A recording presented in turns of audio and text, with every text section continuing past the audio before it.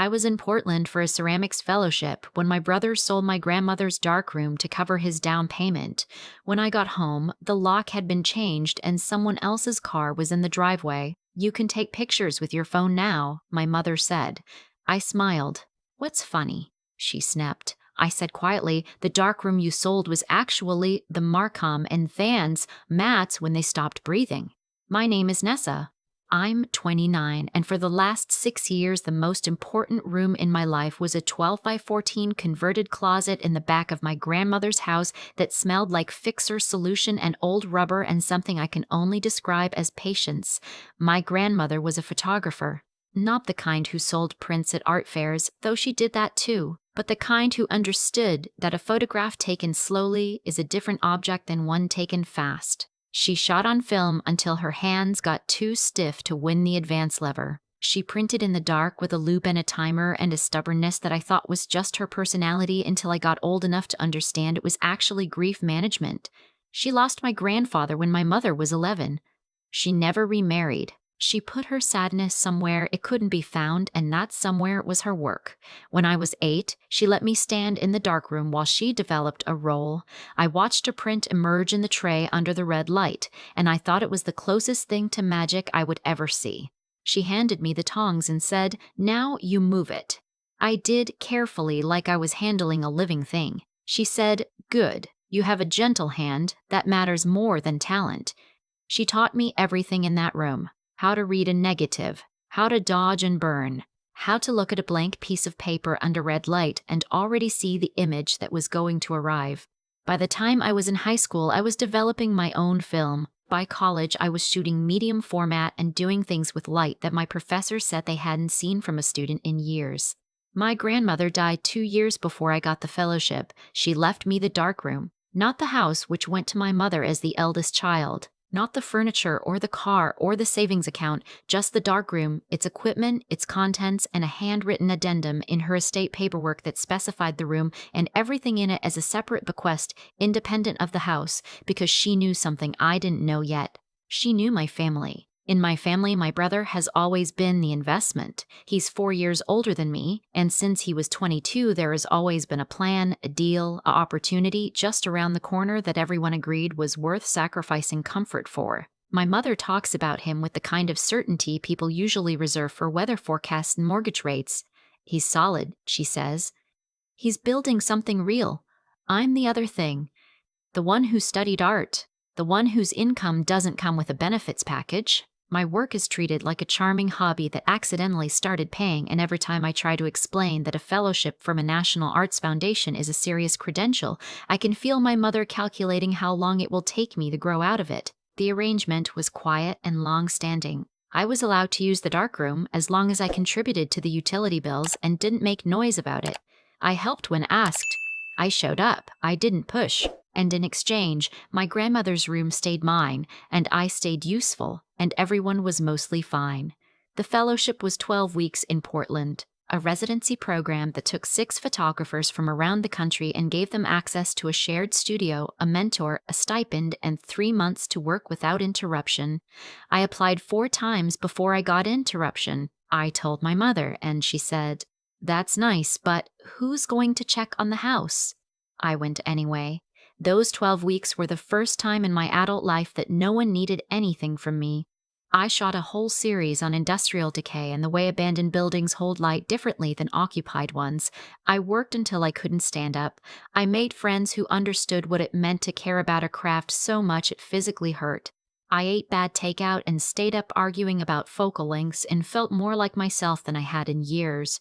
I came home on a Sunday. My flight landed late and I took a ride share from the airport, half asleep, watching the familiar streets blur past in the dark. The house looked wrong before I could name why. There was a moving truck parked in front, not a rental van, a full-size truck, the kind with a company logo on the side. The driveway had 2 cars in it, neither of which belonged to my grandmother's estate. A light was on in the back of the house, in the room where the darkroom was, and through the window I could see someone moving around in there with a flashlight. I got out before the rideshare driver finished the sentence he was saying. The front door was unlocked. Inside, the hallway had been cleared. The hooks where my grandmother kept her coats were empty. The rag rug she'd had for 30 years was gone. I stood in the doorway of the dark room and saw a man in his 40s standing in front of my grandmother's enlarger with his phone out, photographing it like he was cataloging it for insurance. "Excuse me," I said. He turned around without any particular surprise. "You're the granddaughter," he said, like he'd been expecting me. "This is my dark room." He looked at the enlarger and then back at me. "It was listed in the sale," he said. "Everything in this room. I paid for the full contents." The word sale went into my ears and stayed there, not processing, just sitting. I called my mother from the driveway. It was 11:30 at night. She answered on the second ring, which meant she'd been waiting. "You're home," she said. "Someone is in my dark room," I said. "He says he bought it." A pause that wasn't confusion. Just the breath someone takes before they start explaining a decision they made a long time ago. "Your brother needed the down payment," she said. "You know he's been trying to close on the Lakeview property for 2 years. The loan required assets. We had to show assets. The darkroom equipment appraised at $18,000. "That equipment isn't yours," I said. My voice was doing something strange. Too flat, too careful. "The house is mine," she said. "What's inside the house is mine. Grandma left me the darkroom. It's in the estate documents." "Those documents are complicated," my mother said, and her tone shifted into something smooth and certain, the voice she used when she'd already rehearsed the conversation. "Your grandmother was elderly. She wasn't always thinking clearly at the end. The estate attorney said the bequest language was vague. Your brother's attorney agreed. We made a decision as a family. I was standing in the driveway in the dark with my carry-on at my feet, and my mother explaining to me that my grandmother's last explicit wish was vague. "Who else was in this decision?" I asked. "Your brother." "Me. Your uncle signed off." "Did anyone call me?" Another pause. "You were at your residency," she said. "We didn't want to interrupt. I heard my brother in the background asking something. My mother told him it was fine, I was just being emotional. Give her a minute." That sound, his voice, her reassurance, the absolute normalcy of them discussing me, did something to my chest that I didn't have words for yet. "Put him on," I said. He took the phone with a particular sigh of someone who has already decided they're the reasonable one in a conversation they're about to have. "Nessa," he said, "you sold my equipment.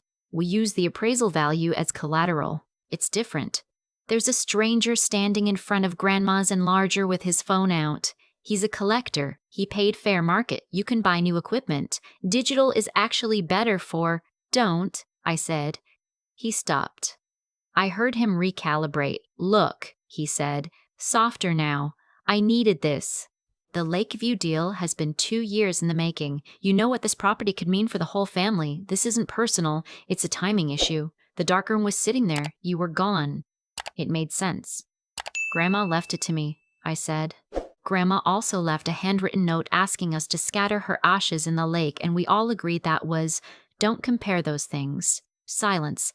"Your mother will explain the rest," he said, and handed the phone back. I didn't sleep that night. I sat in my car in the driveway of my grandmother's house with a stranger inside finishing up his inventory, and I thought about the last time my grandmother and I printed together. She was having a good day, which by then had become specific and rare. She stood at the enlarger for 2 hours, and she was precise and focused and entirely herself. Before I left, she held my face in both hands and said, "Don't let them make you small." I thought she was talking about the art world. In the morning, I called Petra. I'd met Petra 3 years earlier at an estate sale, which is exactly the kind of place where a photographer and an estate attorney might overlap. She was there to document property for a client. I was there to buy a bestseller enlarger for $200. We ended up in the kitchen of a stranger's house arguing about whether Joseph Kudelka's late work was a decline or an evolution, and by the end of it she'd given me her card and said, "If you ever have a situation, call me. You seem like someone who will have a situation eventually." I sent her everything that night. Every text, every email I could find in my mother's earlier correspondence about the house, every photograph I'd taken of the darkroom over the years, and a copy of my grandmother's estate addendum that I kept on my phone since the day the attorney read it to me. Petra called me the next morning at 8. "They have a problem," she said. My stomach had already been tight for 12 hours. "What kind?" "Your grandmother's bequest was not vague," she said. "I've read the addendum. It's specific. It names the room by number, it itemizes 12 pieces of equipment by make and model, and it uses the phrase solo and separate property of my granddaughter, Nessa, 3 times. Whoever told your family that language was vague was either incompetent or lying. I sat with that for a second. So the sale is defective, Petra said. Your mother can sell the house. She cannot sell your property that happens to be inside the house. The equipment named in that addendum was never hers to convey. The buyer paid for something the seller didn't own. I thought about the man with the phone standing in front of my grandmother's enlarger. He already took some of it, I said. Then we add conversion, Petra said simply, like she was reading off a grocery list. Send me a list of everything that was in that room. Photograph what's left. Don't move anything. Don't talk to your family until we've sent notice. She sent a letter the next afternoon. Notice of defective transfer to the buyer. Notice to my mother and her attorney that the bequest property was separately titled and could not be conveyed in a house sale without my signature. Formal demand for an accounting of every item removed and its current location.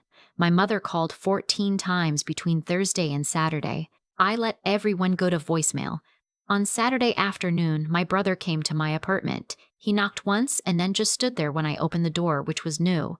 He usually walked in. "We need to talk," he said. I stood in the doorway. I didn't invite him in. He looked tired. His jaw was tighter than usual, the way it got when his plans were running into friction. He held his phone in one hand and kept glancing at it even when he was talking to me, like the real conversation was happening somewhere else. "The buyer's attorney called me," he said, "because of your letter. He's putting the closing on hold." "I know," I said.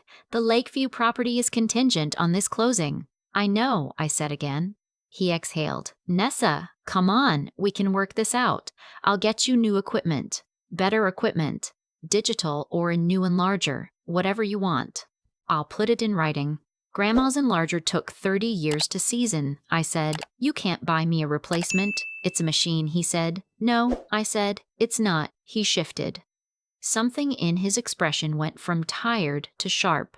"You know what this deal means for Mom, for the whole family. We've been working toward this for 2 years. 2 years, Nessa, and you're going to blow it up over a piece of equipment that's been sitting in a closet. I was using it every time I came home. You knew that. You were gone," he said, like that settled something. "I was at a fellowship, a competitive, nationally recognized fellowship that I worked for years to get. I was gone for 12 weeks. His jaw moved. I needed the collateral window. The timing wasn't personal. "You forged my signature on a release form," I said. He went very still. Petra had found it buried in the sale packet. A release form acknowledging that all contents of the property were included in the transfer, signed with my name. The signature was close, but not mine. The lube on the N was wrong, and I hadn't been in the state when the form was dated. Petra said she could prove it in about 40 minutes if anyone asked her to. "That was an administrative error," he said finally. "That's a crime," I said. He looked at me for a long moment. Then he said something I hadn't heard from him in years. "Please," he said. "Quiet. No performance in it. I can't lose this deal. I can't start over again. Please." The old version of me would have felt that, would have moved toward it. I'd spent my whole life being the person who made things easier when they got hard, who softened whatever needed softening, who found a way to be useful so that the machine kept running. "Go through Petra," I said, and closed the door.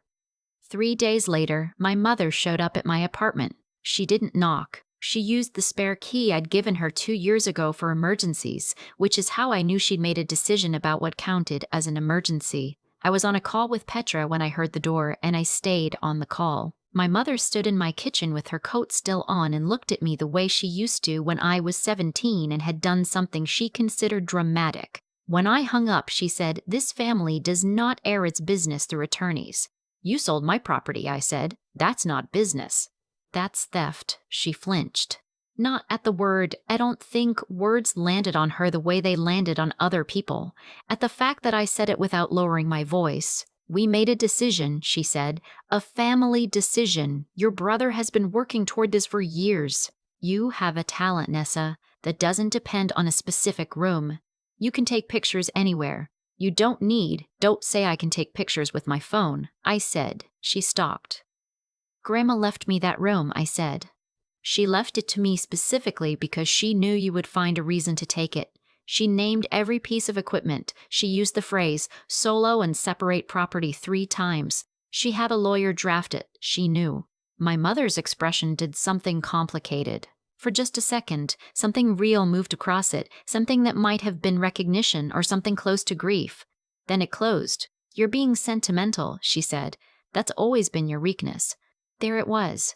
The word they used when I felt things that inconvenienced them. Maybe, I said, or maybe Grandma was right about what she was protecting. She left without the key. I changed the locks that afternoon. The hearing happened 6 weeks later. Petra was precise and unteachable in the way that I had come to understand was its own form of devastation. She presented the estate addendum, the itemized bequest, the provenance documentation for the 12 pieces of named equipment, the signature discrepancy on the release form, and a letter from a handwriting analyst that took about 4 minutes to make my brother's attorney stop looking at his notes. My mother sat behind their attorney in a blazer she reserved for occasions that required looking unimpeachable. My brother sat beside her and didn't make eye contact with me once. The judge asked 3 questions. 2 of them were addressed to my family's attorney, and his answers got shorter each time. When the ruling came, it was clean. The transfer of the bequest property was void. The buyer was entitled to a partial refund from the sale proceeds. The missing equipment had to be returned or compensated at replacement cost plus damages. The signature discrepancy was referred for further review. Outside the courthouse, my mother tried once more. She stepped into my path in the way she always had, like her presence was enough to change the direction of things. You did this to punish him, she said. Her voice was quieter than usual, almost tired. You always competed with him. I looked at her. I actually looked at her, the way my grandmother taught me to look at a subject before I raised the camera. You look until you see the structure underneath. You look until the surface stops being the whole story.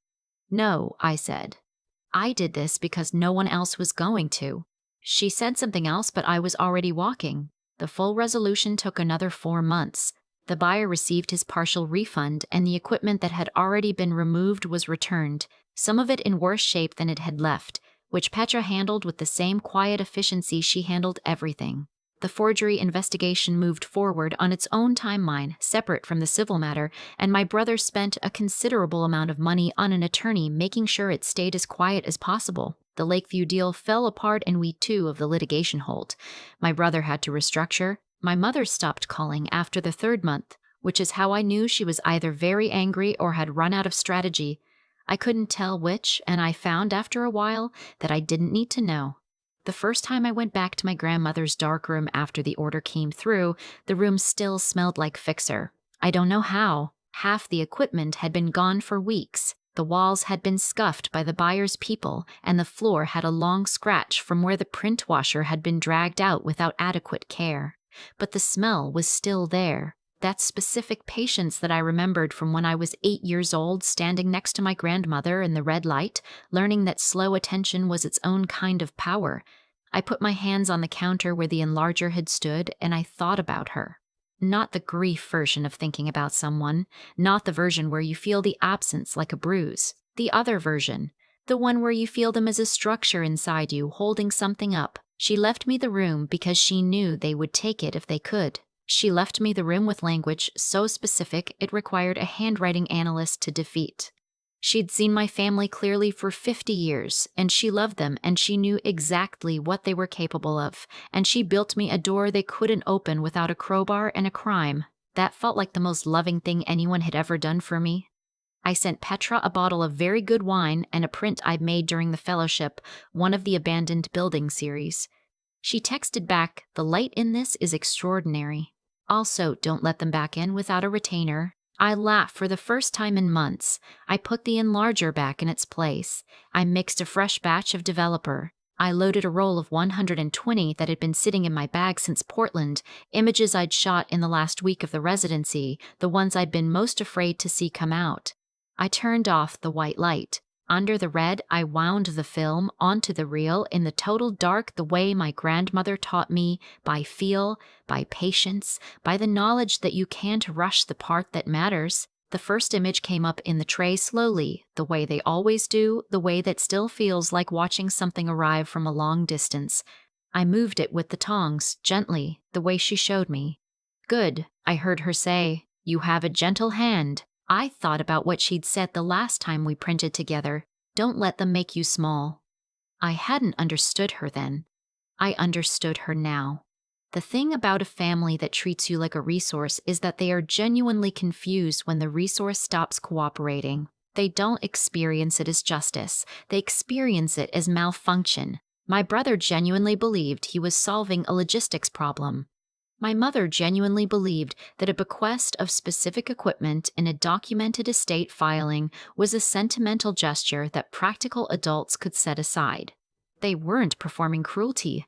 They just never learned to look at me long enough to see the structure underneath. My grandmother looked. She looked for 20 years and she saw what was coming, and she built me a protection I didn't know I needed until the day I needed it. That's the thing I keep coming back to, driving home from the darkroom with my hands smelling like Fixer and my chest feeling something I'll call opened. Love is not always visible when it's given. Sometimes it's a clause in a document. Sometimes it's a word a lawyer repeats 3 times. Sometimes it's the particular stubbornness of a woman who understood that patience is a weapon if you know how to aim it. I aim it right now. She taught me. I've thought a lot about why my grandmother used the phrase solo and separate property 3 times in that document. She wasn't a lawyer. She had to ask someone to help her with the wording, which means she sat down with another person and said, essentially, I need this to be impossible to misread. I need this to hold up. I need this to protect my granddaughter from the people who love her. That's not a small thing to know about someone. That's the whole story, really, compressed into one afternoon at an attorney's office years before any of this happened. What I've come to understand is that consequences don't always arrive loudly. Sometimes they arrive the way a print emerges in Developer, slowly, then all at once, until the image is undeniable. My brother spent 2 years building toward a deal. My mother spent decades building a family hierarchy that treated my work as decorative and his ambitions as structural. And the thing that undid all of it wasn't anger, wasn't a scene, wasn't even me. It was a document my grandmother signed quietly on a Tuesday because she paid attention when other people weren't. That's what I mean when I say intelligence is not the same as cleverness. My brother is clever. He can read a room, find leverage, move fast when timing matters. But my grandmother was intelligent in the way that actually cost something.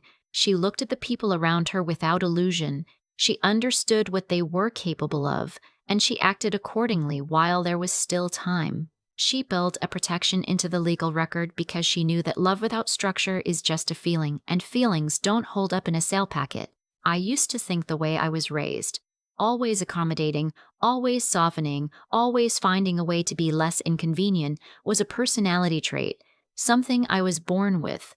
It took watching my own signature forged on a release form to understand it was a learned behavior.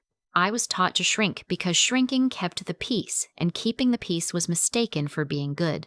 The moment I stopped keeping that particular peace, everything clarified. Not because I became hard, because I became honest.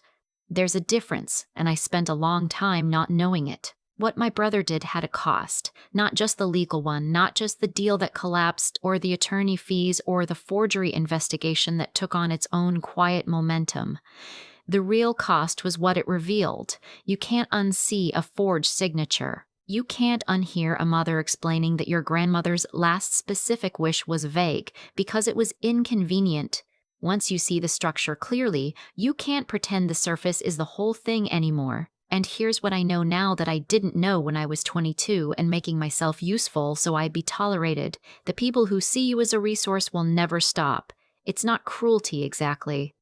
It's a failure of attention. They never looked long enough to see that you were a person before you were a function, and you cannot fix that by being more useful. You can only fix it by refusing to be a resource at all. My grandmother knew that. She spent 50 years watching her family, and she built me a door they couldn't open without committing a crime. That was her intelligence, her ethics, and her stubbornness working together in one quiet act. I try to carry those 3 things with me now, in that order. See clearly. Act rightly. Hold on. The darkroom still smells like Fixer. I printed last week until 2 in the morning. My hands didn't shake.